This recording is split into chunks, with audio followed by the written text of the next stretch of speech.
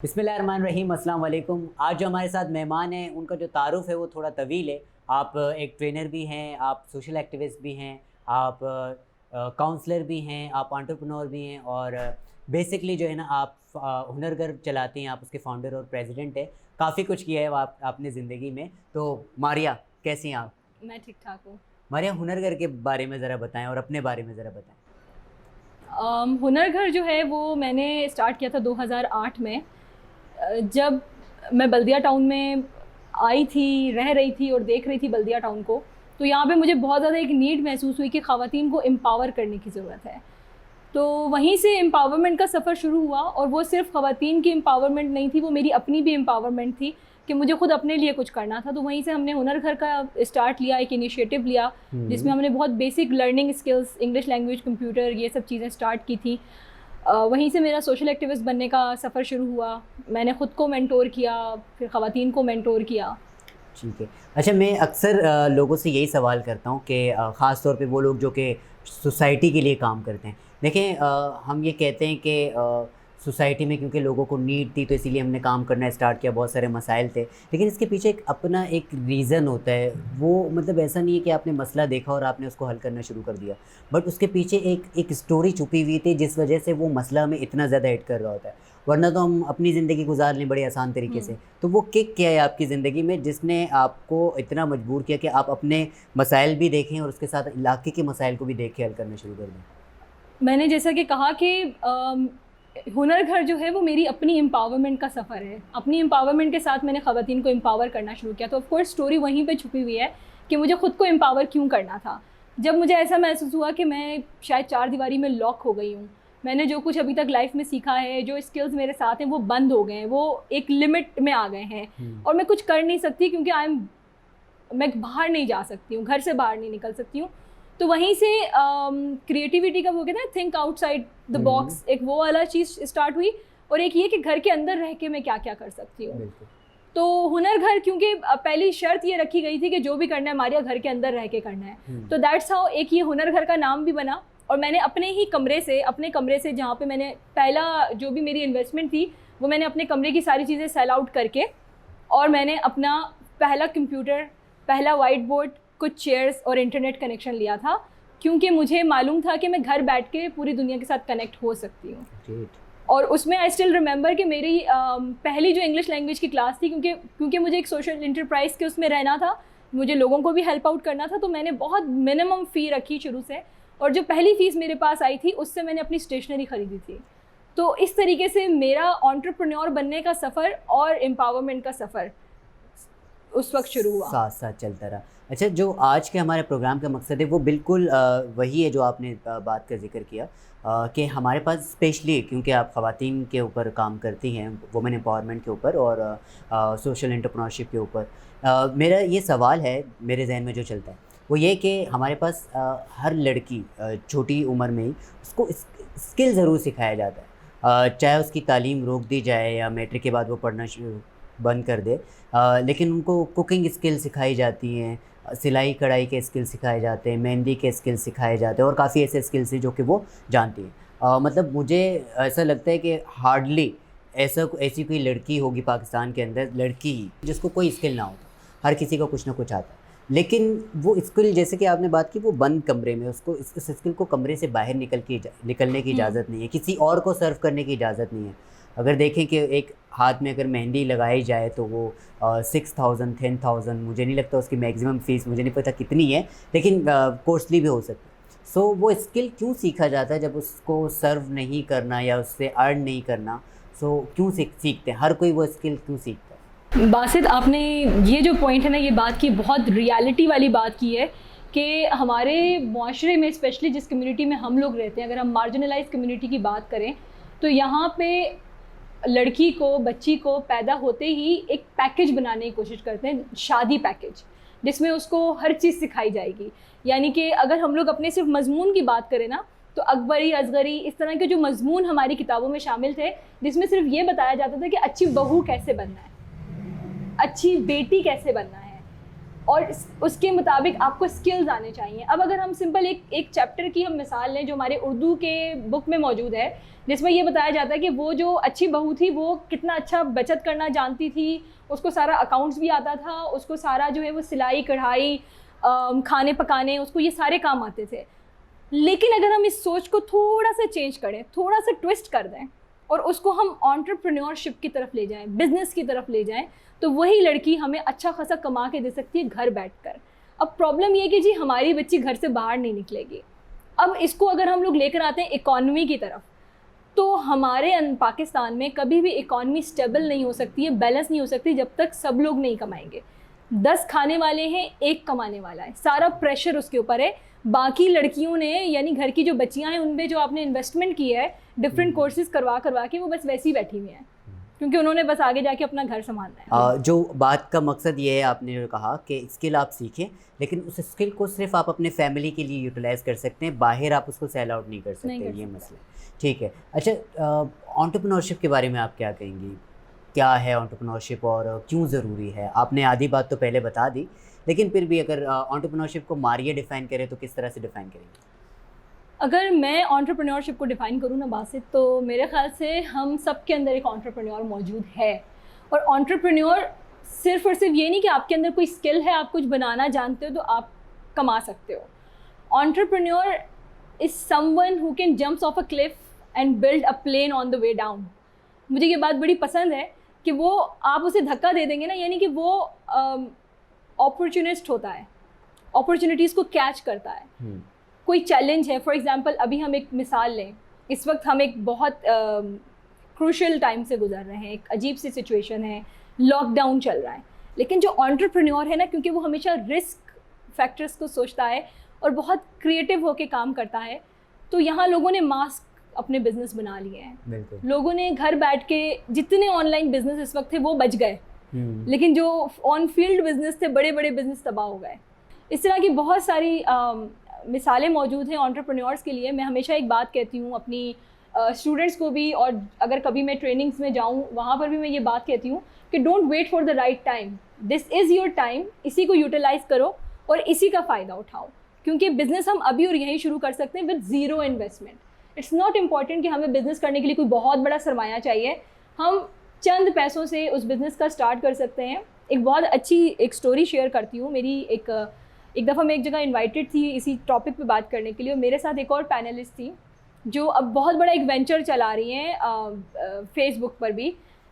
उसने she was very sick, वो बहुत ज़्यादा बीमार थी और उसको ऐसा लगता था कि वो अपने फैमिली के ऊपर जो है वो बर्डन बनी हुई है। तो उसने क्या किया, ऑल शी डिड कि मुझे कुछ करना है घर बैठ के, और उसके पास इन्वेस्टमेंट भी नहीं थी। All she had was the 100 rupees, एक 100 रुपीज़ का उसके पास नोट था जो उसने अपने भाई को दिया और उससे कहा कि तुम मुझे गिफ्ट पैक्स करना आते हैं, मुझे उसका सामान ला दो। 70 रुपीज़ का उसका वो सामान आया, 30 रुपीज़ उसमें से वापस आए, जिससे उसने अपना पूरा वेंचर स्टार्ट किया। उसने वो गिफ्ट्स पैक करना शुरू किए, डिस्प्ले करना शुरू किए, और आज वो एक बहुत बड़ा जो है वेडिंग एसेसरीज़ का जो है वो पूरा एक पेज चला रही है, जिसमें तमाम जो है इस तरह की चीज़ें वो सेल आउट कर रही होती है। मतलब एक स्किल गिफ्ट पैक करने की, जो कि 70 रुपीज़ के इन्वेस्टमेंट के साथ शुरू हुई। मैं बिल्कुल आपकी इस बात से मुत्तफ़िक हूँ कि एक एंटरप्रेन्योर है, या जो हम पैसे को बढ़ाने की बात करते हैं, ये बचपन से ही हमारे अंदर मौजूद होता है। वो इस तरीके से कि मैं अगर अपने बचपन को देखूँ तो मुझे ऐसा याद पड़ता है कि मैं पैसों को बढ़ाने की कोशिश करता था। मेरा भाई है छोटा, तो वो बहुत ज़्यादा क्रिएटिव है, रिसाइकल्ड मटेरियल्स को बहुत ज़्यादा वो इस्तेमाल करने की कोशिश करता है। आई रिमेंबर कि रमज़ान में ना वो गुब्बारे बेचता था जिसमें पानी होता है और वो उससे खेलते हैं, वाटर बलून्स। तो पता नहीं क्यों उसको जो है ना रोका कि भाई तुम क्यों ये बेच रहे हो, क्या वो बहुत ज़्यादा छोटा था वो, तो तुम्हें क्या पैसे नहीं मिलते घर से। बट डेट टाइम में रियलाइज़ कि वो उस वक्त 20 रुपये से 180 रुपये बना चुका था, और अगर वो वही माइंडसेट लेके आगे चले, सो हाउ कैन लाइक वो किस तरीके से सोसाइटी की नीड्स को और वांट्स को देख के आगे बिज़नेस चला सकता है। अब मेरा ये एक सवाल ये है कि हमारे पास ख़वातीन हुनरमंद हैं, कौन कौन से हुनर जानती हैं, ज़्यादा फेमस हैं जो कि ख़वातीन सीखती हैं? इसमें जो है सबसे ज़्यादा फेमस तो टेलरिंग है। ठीक है, जो हमें बचपन से ही, बस बच्ची ने अभी 2 महीने की छुट्टियां होंगी तो उसको आप उनको अम्मियाँ जो हैं वो डाल देती सिलाई सीख लो। ठीक है। यहाँ पे अड्डे का काम बहुत ज़्यादा फेमस है, अड्डे जो का? हाथ की कढ़ाई होती है। मेहंदी का काम बहुत ज़्यादा फेमस है, मतलब मैं अगर यूएस जाती हूँ मुझे बहुत ही कोई आम सी मेहंदी लगानी आती है, लेकिन आई कैन अर्न, मैं एक हाथ पे मेहंदी लगाने के $25 आराम से चार्ज कर लेती हूँ, just because I have that skill. तो मैं वहाँ बैठकर भी अर्न कर लेती हूँ। मैं ट्रैवल कर रही हूँ तो मेरे पास 2-3 मेहंदी की कोन मैंने रख ली हैं, कुछ मैंने की चेन्स बना के रख ली हैं, बिकॉज आई नो कभी भी ज़रूरत पड़ सकती है। तो आपके अंदर का ना एंटरप्रेन्योर हर वक्त जागा रहना चाहिए कि किधर आपने जो है उस चीज़ को वही ना अपॉर्चुनिस्ट होने की ज़रूरत है। मेरे पास यहाँ पे जो मेरे स्टाफ का हिस्सा हैं लड़कियाँ, उनको एट अ टाइम उनके पास 10-12 स्किल्स मौजूद हैं जो वो कर सकती हैं बहुत आराम से, कुकिंग से लेकर कढ़ाई, सिलाई, एनीथिंग। इवन कुकिंग जो है आजकल जिसको हम अभी कुक नहीं कहते, शेफ़ कहते हैं, शेफ़ कहते हैं, और ये सबसे ज़्यादा अभी जिसमें पैसे कमाए जा सकते हैं। और इसको हम कहते हैं ना, पहले हम बावर्ची कहते थे, लेकिन अब शेफ़ के लिए बाकायदा दरवाज़ा खुलता है और सबसे बाइज़्ज़त शख्स वही होता है। खैर मारिया, ये बताइए कि एक अगर हमारे पास खातून है, स्किल्स उसके पास मौजूद हैं, तो घर बैठे वो किस तरह से अर्न कर सकती है? जैसे कि एक चैलेंज है कि घर से निकलना काफ़ी लोगों के लिए स्टार्ट में मुश्किल हो जाता है कि आप निकल के ही डायरेक्ट बिजनेस करना शुरू कर दें।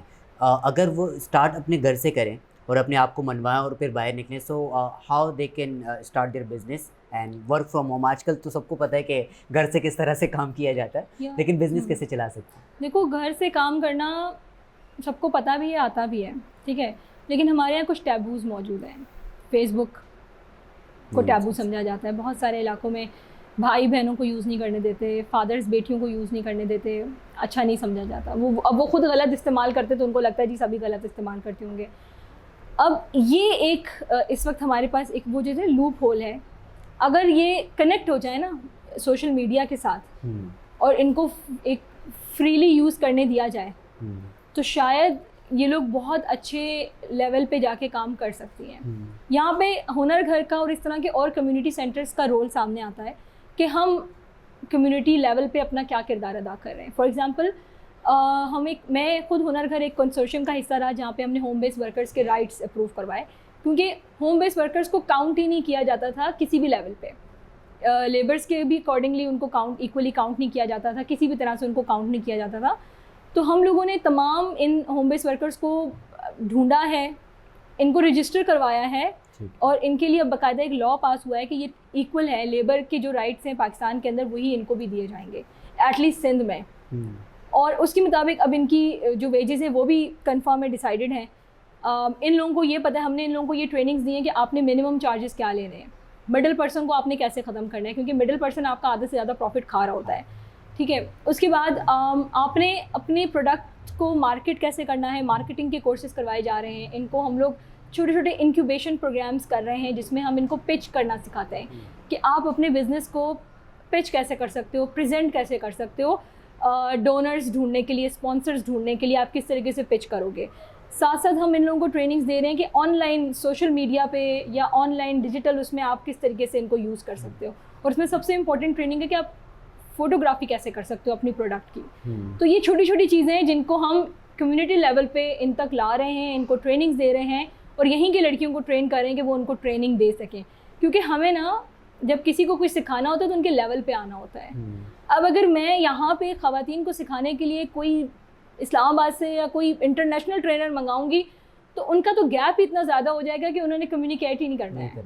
लेकिन अगर हम यहीं से किसी को उठा के उनके साथ रखेंगे तो वो एक अच्छा कंफर्टेबल लेवल बनता है, डेवलप होता है, जिसमें वो बहुत आसानी से इन चीज़ों को सीख सकती हैं। और मैं भी इसी चीज़ को फील करता हूँ कि हमारे पास हुनर मौजूद है, लेकिन सिर्फ हुनर का आना आपको बिज़नेस चलाने में मदद नहीं करता। आपके पास सॉफ्ट स्किल्स भी होने चाहिए कि आपके पास प्रोडक्ट तो है, लेकिन आप अपने प्रोडक्ट को किस तरह से प्रेजेंट करते हैं या मार्केट करते हैं। अगर मैं अपने प्रोडक्ट के बारे में सही बता ही नहीं पाऊँगा, so how will I convince you कि आप मेरे प्रोडक्ट को इस्तेमाल करें या सीखें। आई रिमेंबर, और जो मुझे याद आता है कि मैं जिस कम्युनिटी से बिलोंग करता हूँ, हमारे यहाँ पर ड्रेसेस बड़े मशहूर हैं और सिर्फ पाकिस्तान में नहीं, इंटरनेशनली उस ड्रेस को बहुत ज़्यादा एक्नॉलेज किया जाता है। और अभी एक ड्रामा भी चल रहा है ऋतुगुल, तो उसमें भी लोग देख रहे हैं कि यार ये ड्रेस ना सिमिलर सा है, बट उस ड्रेस की कीमत जो है, क्योंकि वो पूरा हैंडमेड होता है, काफ़ी ज़्यादा उसमें मेहनत लगती है, 1 साल लग जाता है, 6 महीने लग जाते हैं जब वो बिल्कुल हैंडमेड होकर तैयार होता है। लेकिन I have never seen like, अगर हैं भी, कि उसको बड़े स्केल पे सेल किया जाए। इवन बीच में मैंने एक बार सुना था कि एक अमेरिकन या पता नहीं कोई इंटरनेशनल कंपनी ने ये क्लेम किया था कि ये हमारा डिज़ाइन है, फिर उसके ऊपर बातचीत हुई थी। बट हमारे पास इतनी ज़्यादा अप्रोच मौजूद नहीं है कि हम इस डिज़ाइन को इंटरनेशनली चला सकें, हालांकि इंटरनेशनली एक्सेप्टेड है वो एक चीज़। तो ऐसे कौन से स्किल्स, अगर हम मोटे मोटे स्किल्स की बात करें, जो हमारे पास होने चाहिए हुनर के अलावा, हुनर है, सॉफ्ट स्किल कौन कौन से होने चाहिए कि मैं अपने प्रोडक्ट को सेल आउट करूँ, जिसके ऊपर मुझे फोकस करना है? बासित, ये अच्छा सवाल है, और इसमें मैं सबको ये बताना चाहूँगी, जितने भी एंटरप्रेन्योर्स हमें सुन रहे हैं या होम बेस्ड वर्कर्स हमें सुन रही हैं, कि प्लीज़ अपने आप को रजिस्टर करवाएं। अपने आप को, जो भी पाकिस्तान का गवर्नमेंट एक्ट है उसके तहत अपने आप को रजिस्टर करवाएं, क्योंकि इस वक्त पूरी दुनिया में एंटरप्रेन्योर्स को जितनी वैल्यू दी जा रही है, या हमारी पूरी इकॉनमी जो है वो एंटरप्रेन्योर्स पे खड़ी होने वाली है, और बहुत सारे कंट्रीज़ में हो रही है। इसमें अगर मैं आप लोगों को इजिप्ट की एग्जांपल दूं, तो इजिप्ट जो है वो मोस्टली रिलाई करता है टूरिज़्म पे और एंटरप्रेन्योरशिप पे, और वहाँ का बंदा इस तरह से वाकिफ़ है बारगेनिंग से, इन सारी चीज़ों से। एक तो उनको कस्टमर डीलिंग बहुत अच्छी तरह आती है, ये चीज़ बहुत ज़रूरी है। एक, उनको अपने राइट्स बहुत अच्छी तरह पता है, उनको अपनी वैल्यू पता है। वैल्यू को समझना, वैल्यू को जानना बहुत ज़रूरी है कि मेरी वर्थ क्या है। बिल्कुल। अगर हमें नहीं पता यार, अगर आप अपनी कम्युनिटी की बात कर रहे हो, मैं अपनी कम्युनिटी की बात करती हूँ यार, या सिंपल और किसी, हम थर की या किसी और जगह की एग्जांपल लें, रिलियाँ बनती हैं। लोग हमारे यहाँ अभी भी ऐसे लोग मौजूद हैं जो अभी भी ऑर्गेनिक डाई का काम कर रहे हैं, ऑर्गेनिक डाइंग कर रहे हैं। वो अभी भी हाथ से कपड़ा बनाते हैं, धागा पूरा खुद निकालते हैं, पूरा कपड़ा हाथ से बनाया जाता है, और उस कपड़े की वैल्यू है। लेकिन क्या वो बंदा एक दूर गांव में बैठकर, उसे पता ही नहीं है कि शहर में क्या हो रहा है। यहाँ से एक बड़ा डिज़ाइनर जाता है, उससे काम करवाता है 4 रुपये में, यहाँ लाके वो 40,000 में उसको बेच देता है। बिल्कुल ऐसे ही। तो यहाँ पे अवेयरनेस देने की बहुत ज़्यादा ज़रूरत है। अब ये, अगर मैं नॉन प्रॉफिट्स की भी बात करूँ या जितने कम्युनिटी इदारे हैं, इनकी भी जिम्मेदारी बनती है कि इन्हें एम्पावर किया जाए, और फिर उन लोगों की भी जिम्मेदारी बनती है जिनके पास खुद ये हुनर है और वो कुछ करना चाहते हैं, तो वो ढूंढें, एम्पावरमेंट की अपॉर्चुनिटीज़ को ढूंढें। क्योंकि आजकल हर जगह जो है इंक्यूबेशन सेंटर्स बन गए हैं, वहाँ पे ट्रेनिंग्स करवाई जा रही हैं, डिफरेंट वेंचर्स खुल गए हैं जो इन लोगों को अपॉर्चुनिटीज़ दे रहे हैं। और अपने आप को कभी भी किसी को मिसयूज़ ना करने दें, ये चीज़ें बहुत इंपॉर्टेंट है। हमारे इस प्रोग्राम के ज़रिए जो लोग हमें देख रहे हैं, अगर इनमें कोई भी अगर फीमेल हो जिसके पास स्किल हो और वो अपॉर्चुनिटी की तलाश में, सो हाउ कैन हुनर घर कंट्रीब्यूट इन दिस? हुनर घर में हमारा फेसबुक पे पेज मौजूद है हुनर घर का। आप लोग बासित की ये वीडियो देखकर उधर कमेंट कर सकते हैं, वहाँ से हम लोग जो हैं आपसे कांटेक्ट कर सकते हैं। Whoever आप अपने आप को रजिस्टर करवाना चाहते हैं, हम आपको उसमें गाइड कर सकते हैं। आपके जितना लीगल प्रोसीजर है, आपको इंक्यूबेशन ट्रेनिंग्स करनी है, आपको एंटरप्रेन्योरशिप की ट्रेनिंग्स लेनी है, ये सारी चीज़ें हम आपको सिखा सकते हैं। और इनको हम लोग फ़िलहाल जो है मोस्टली बहुत मिनिमम उस पर हम लोग कर रहे हैं, और बहुत सारे हमारे पास डिफरेंट अपॉर्चुनिटीज़ आती हैं जिसमें हम लोग फ्री भी करवा रहे होते हैं। तो अगर आप लोग ये वीडियो देखेंगे तो लाजमी उसमें कमेंट करके आप मुझसे रब्ता कर सकते हैं। बासित आपको मेरे साथ कनेक्ट करवा सकता है, आपको फेसबुक पेज का लिंक दे सकता है, और हम इसको आगे लेके चल सकते हैं। हमारे एक सवाल जो कि हर नौजवान के जहन में है, हर इंसान के जहन में, स्किल मौजूद है, सारी चीज़ें मौजूद हैं, ये हमने जो जितनी सारी बातें की वो भी चलो ठीक है कर ली, लेकिन एक सवाल जो है ना सारे सबसे एंड में मेरे पास आता है, अपॉर्चुनिटीज़ नहीं है, इसके बारे में क्या कहेंगे? यार अपॉर्चुनिटीज़ ढूंढनी पड़ती हैं। वो कहते हैं ना कि आपका जो भी हुनर है वो ज़ाया नहीं जा सकता। मैंने लाइफ में बहुत कुछ सीखा है। मुझे लोग ये कहते हैं तुमने कुछ छोड़ा है, लेकिन मैं उसका यही कहती हूँ कि यार एक ज़माना आया, मुझे फॉइल वर्क सीखना था, मैंने फॉइल वर्क सीखा, ज्वेलरी मेकिंग सीख लिया, मेहंदी लगाना सीख लिया, ब्यूटिशियन का कोर्स कर लिया, ट्रेनर बन गई, पढ़ लिया, इधर चले गए, ये कोर्स कर लिया, वो कोर्स कर लिया। क्यों भाई? यार मैं कभी भूखी नहीं मरूंगी। सही। अभी लॉकडाउन चल रहा है, मैंने दोबारा से अपनी प्रोडक्शन स्टार्ट कर दी, मैंने पॉट्स बनाना शुरू कर दिए, मैंने इंडोर जो भी होम डेकोर आइटम्स थे वो बनाना शुरू कर दिए। मुझे पता है मैं उनको सेल करने लग जाऊंगी। कोई और ज़्यादा क्रूशल टाइम आएगा तो मैं ब्यूटिशियन वाले अवतार में वापस चली जाऊंगी।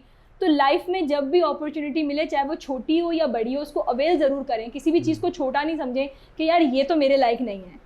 सब कुछ करें, ताकि एक तो आपको कभी भी एक रिग्रेट ना रहे कि भाई मैंने ये नहीं किया, और दूसरी बात ये कि वो आगे चल के आपके ही काम आएगी। मैं बिल्कुल आपकी बात से एग्री करूँगा।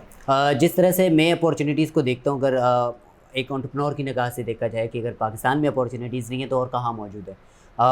एक बिज़नेस ही जो है ना वो डेवलप होता है किसी ज़रूरत को पूरा करने के लिए या तो किसी डिज़ायर को पूरा करने के लिए। तो हमारे पास तो इतनी सारी ज़रूरियात अभी तक हमारी पूरी नहीं है, बेसिक ज़रूरियात हमारे पास पूरी नहीं है। तो we have a lot of opportunities जिनको हम क्रिएटिव सॉल्यूशंस के थ्रू हम अपने बिजनेसेस चला सकते हैं। एक छोटा सा फ़र्क है कि एंटरप्रेन्योरशिप की जब हम बात करते हैं, बिज़नेस की बात करते हैं, बिज़नेस में हमारे बिज़नेस से कम्युनिटी को या लोगों को नुकसान पहुंच सकता है, ऐसा पॉसिबल है, लेकिन एंटरप्रेन्योरशिप से नहीं पहुंच सकता। एंटरप्रेन्योरशिप को भी अभी एक और सब ब्रांच में जो सोशल एंटरप्राइजेस का एक कॉन्सेप्ट अभी सामने आया है। So social enterprises is all about planet, profit and people. तो इसमें हम जब बात करते हैं कि आपका जो भी स्टार्टअप है वो इन्वायरमेंटल फ्रेंडली होना चाहिए अभी की सिचुएशन को देखते हुए कि फॉर एग्जांपल प्लास्टिक इस वक्त हमें डिस्ट्रॉय कर रहा है। जब पहले प्लास्टिक आया था तो बड़ा उसका एक जिस तरह से उसको प्रेजेंट किया जाता था कि इस यूज़ अच्छा है, ये कर लें वो कर लें all that, but by the time हमें रियलाइज़ हुआ कि प्लास्टिक एक ऐसी चीज़ है जो किसी भी तरह से डिकम्पोज नहीं हो सकता है। तो उसके लिए फिर लोगों ने वहाँ से फिर, अब मैंने कहा कि एंटरप्रेन्योर जो है वो अपॉर्चुनिस्ट होता है। जब उसे लगा कि ओके अब प्लास्टिक जो है वो कहीं भी एनवायरनमेंट को फ़ायदा नहीं दे रहा, लोग उससे बैक हो रहे हैं, तो अब वो क्या कर रहे हैं जी, बायोडिग्रेडेबल प्लास्टिक्स आ गए हैं जो जल्दी घुल जाते हैं पानी के अंदर, जो जल्दी जो है वो डिकम्पोज हो जाते हैं। फिर अब इस तरह की प्रोडक्ट्स आ रही हैं जिसमें फैब्रिक को वापस लेकर आ रहे हैं, पुरानी चीज़ों को वापस लेकर आ रहे हैं। साबुन जो हैं वो अब प्लास्टिक में रैप नहीं हुए हुए, जो शैम्पू की बॉटल्स हैं वो लोग जो हैं उसको अब इस तरह से यूज़ कर रहे हैं कि वो उन्हें प्लास्टिक में ना ख़रीदना पड़े। प्लास्टिक बैग्स को ख़त्म किया जा रहा है, अलग बहुत सारी जगहों पे अनाउंसमेंट्स हो रही हैं कि पेपर बैग यूज़ किया जाए। तो यानी कि आपकी जो प्रोडक्ट है वो प्लैनेट के लिए भी अच्छी हो, उसको फ़ायदा दे, उससे आप प्रॉफिट भी जनरेट करें और उससे लोगों को अपॉर्चुनिटीज़ भी मिलें, जॉब भी मिले और उनका फ़ायदा भी हो। तो this is what is social enterprise. मतलब अगर एक बिज़नेस चल रहा है उसमें अगर मैं कोई क्रिएटिविटी लाता हूँ, कोई नई चीज़ लाता हूँ, कोई अगर एलिमेंट चेंज करता हूँ या उसको एक नई जगह पे ले जाता हूँ, सो मैं एक एंटरप्रेन्योर हूँ। लेकिन अगर मैं अपने किसी बिज़नेस के ज़रिए सोशल इश्यूज़ को, एक तो एनवायरनमेंट को या दुनिया को नुकसान नहीं पहुँचा रहा, लोगों को नुकसान नहीं पहुँचा रहा, लेकिन मसाइल भी मैं उस बिज़नेस के ज़रिए हल कर रहा हूँ, सो डेट्स सोशल एंटरप्राइज। हम उसको सोशल एंटरप्राइज कहेंगे कि इट्स लाइक कि अगर मैं कोई अपने इलाके का मसला फ़ंड रेस करके हल कर रहा हूँ, लेकिन यहाँ पे दूसरी तरफ मैं अपने इलाके का या अपने शहर का कोई एक मसला किसी अपने बिज़नेस के थ्रू हल करने की कोशिश कर रहा हूँ। मैंने एक डॉक्यूमेंट्री देखी जिसमें हुनरगर का भी जिक्र था और प्लास्टिक बैग के ऊपर आपने कैंपेन चलाई थी। सो वो आइडिया किस तरह से आया, कैसे स्टार्ट हुआ, फिर कहाँ तक पहुँचा? हुनरगर का एक और बहुत अहम मोटिव है कि हम लोग कोशिश करते हैं कि हम ज़ीरो वेस्टेज पे काम करें। तो हम जितनी प्रोडक्ट्स बनाने की कोशिश करते हैं उसमें हमारा बैकग्राउंड यही होता है, या हमारा एक आउटकम ये होता है कि इसमें कोई वेस्टेज ना हो, और जो वेस्टेज है उसको भी हम किसी न किसी तरह यूटिलाइज़ करें। तो एक प्रोग्राम का हिस्सा था, वहाँ पे एक सोशल एक्शन प्रोजेक्ट के तहत हमने उसको इंट्रोड्यूस भी किया था कि हमने क्योंकि वही बात है कि एंटरप्रेन्योर जो होता है वो अपॉर्चुनिस्ट भी होता है। तो हम लोग बात कर रहे थे कि हम किस तरीके से कोई ऐसी चीज़, ऐसा काम करें जो आगे चल के अर्निंग का ज़रिया भी बने। तो वहाँ पे हमने अपने पुराने कपड़ों से, पुराने या बचे हुए चीज़ों से हम लोगों ने फैब्रिक बैग्स बनाना शुरू किए और उनको सेल आउट करना शुरू किया, और उस पर हमें बहुत सारे ऑर्डर्स भी बाद में मिले और बहुत सारे लोगों के लिए हमने वो बैग्स बनाए। जिस तरह से वो कहते हैं कस्टमाइज़ करके हमें कांटेक्ट करते हैं। दोबारा से कहूँगी, अगर आप ये वीडियो देख रहे हैं तो आप कमेंट करके बता सकते हैं अगर आप लोग फैब्रिक बैग्स बनाना चाहें। अब हम लोग मास्क भी बना रहे हैं इस वक्त। रिसेंटली हमारे मास्क जो हैं वो एक इनिशिएटिव के लिए जाएंगे, हुंजा तक जाएंगे, डिफरेंट अदर कंट्रीज़ शहरों में जाएंगे जहाँ पे हम वो और वो मैंने स्टार्ट कैसे किया था, मास्क वाला, बैग्स वाला तो चलो हमने इसी तरह से स्टार्ट किया कि हम फ्री में पहले डिस्ट्रीब्यूट कर रहे हैं और फिर उसके बाद हम लोग उस पर ऑर्डर्स भी ले रहे हैं और उसको हम सेल आउट भी कर रहे हैं। तो उसमें वो पूरी एक कैंपेन हमारी चल रही थी जिसमें हमने लोगों को कन्विंस किया कि क्योंकि बिज़नेस अवेयरनेस के बगैर नहीं चलता है। सो सोशल एंटरप्राइज में हमें अवेयरनेस भी देनी होती है साथ साथ कि ये जो चीज़ है इससे आपको ये फ़ायदा होगा और अब आपको प्लास्टिक बैग यूज़ नहीं करना क्योंकि वो एनवायरनमेंट के लिए अच्छा नहीं है, अब आप फैब्रिक बैग यूज़ करें। कि आप उनको अवेयर करें कि अवेयर कर रहे हैं कितना नुकसान वो अपने आप को पहुंचा रहे हैं, ताकि उनको ये फील हो और हाँ। फिर वो उस नुकसान को या उस चीज़ को ख़त्म करना। अब मास्क का हम लोग कर रहे हैं, अब हम मास्क बना रहे हैं, जितना भी हमारे पास मटेरियल बचा हुआ होता है हम कोशिश करते हैं उससे हम मास्क बनाएं। वो भी हमने शुरू में फ्री में डिस्ट्रीब्यूट किए थे क्योंकि वो हमारी मार्केटिंग स्ट्रेटजी थी कि हम पहले फ्री डिस्ट्रीब्यूट कर रहे हैं, बता रहे हैं, अब हमें ऑर्डर्स मिल रहे हैं, अब हम ऑर्डर्स पे बना रहे हैं। उसके अलावा हमारे पास और भी इस तरह की बहुत सारी प्रोडक्ट्स हैं जिन पे हम काम कर रहे हैं जो कहीं ना कहीं प्लैनेट के लिए फ़ायदेमंद है। That's very great. और मैं इसलिए इस बात को बहुत ज़्यादा सपोर्ट करता हूँ कि अगर हम अपने लोकल बनी हुई चीज़ों को इस्तेमाल करें तो इससे हमें भी फ़ायदा होगा और मुल्क को भी फ़ायदा होगा। एंड जो लोग हमें देख रहे हैं, मैं फिर एक बार कहूँगा कि अगर आपको किसी भी किस्म के अगर सवालात हों इस तरह से, अगर आपको सपोर्ट चाहिए किसी भी इस इंटरव्यू के दौरान आपने किसी भी हवाले से पूछना है तो आप कमेंट करके भी डायरेक्ट पूछ सकते हैं। और इस वीडियो के डिस्क्रिप्शन में हम लिंक लगा देंगे हुनरगर का, जिस पे आप डायरेक्टली मारिया के साथ कनेक्ट हो सकते हैं। Maria, any last message for the youth अगर आप देना चाहें? बिल्कुल, सबके लिए मेरा मशवरा ये, इस वक्त पाकिस्तान में मेजॉरिटी जो है वो यूथ की है, ख़वातीन के साथ साथ। तो don't wait for the right time, this is your time. इसी को आप अपने लिए एक अपॉर्चुनिटी बनाएं और जो भी करना है वो अभी करें, क्योंकि फिर अभी नहीं तो कभी भी नहीं।